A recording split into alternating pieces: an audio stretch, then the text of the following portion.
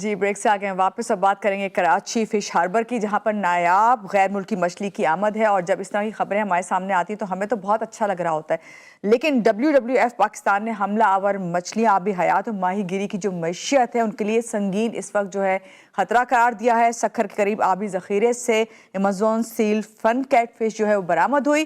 गैर मुकामी हमला आवर मछली सिंध और जनूबी पंजाब में इस वक्त फैल चुकी है। इसी हवाले से हम बात करेंगे। हमारे साथ हैं मौजम खान साहब, टेक्निकल डायरेक्टर हैं WWF से, उनसे मिलते हैं और बात करते हैं। अस्सलाम वालेकुम, कैसे हैं मौजम साहब? ठीक हैं, सुबह खैर।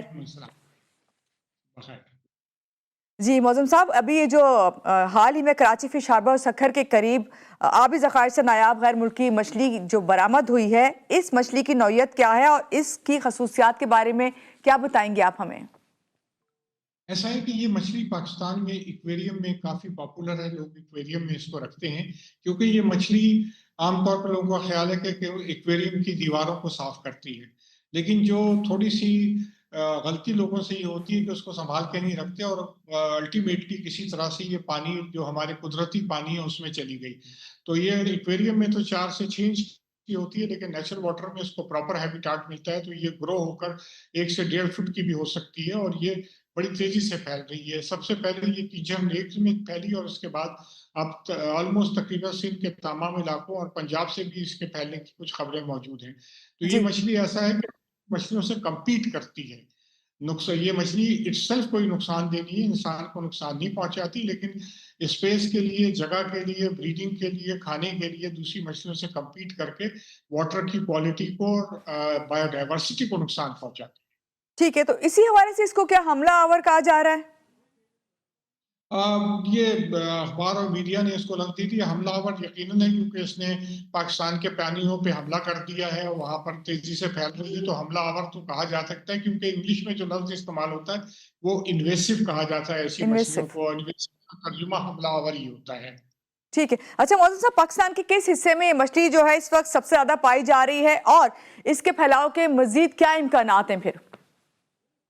ऐसा है कि सिर्फ यही मछली नुकसानदेह या फैल नहीं रही है। पाकिस्तान में मछलियों को जो दूसरे मुल्कों से इंट्रोड्यूस किया गया उसको अब 100 साल हो चुके हैं, क्योंकि पहली मछली 1925 में इंट्रोड्यूस की गई थी, जिसे ट्राउट कहते हैं। और पंजाब, आपको पता है, KP के आज़ाद कश्मीर, GB और बलोचिस्तान में ट्राउट कुछ पानियों में मिलती है, जो कि बहुत कीमती मछली है।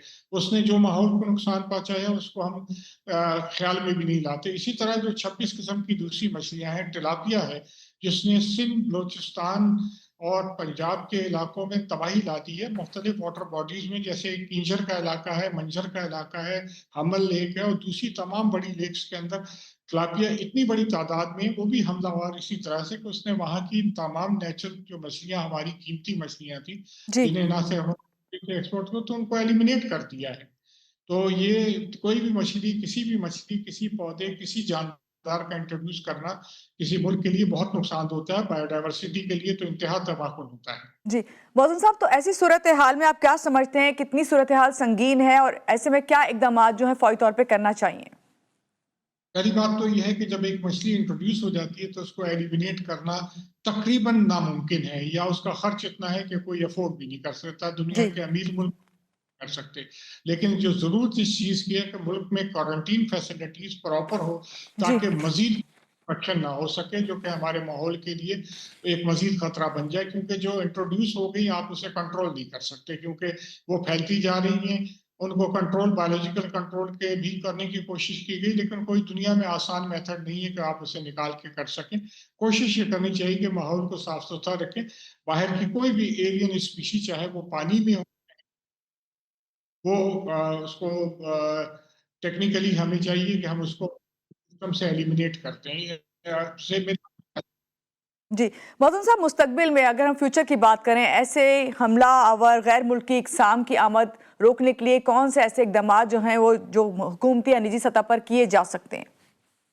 जो हुकूमत का इदारा रिस्पॉन्सिबल है, वो उसका नाम है एनिमल क्वारंटीन डिपार्टमेंट, जो ministry of national food security और रिसर्च के अंदर काम करता है।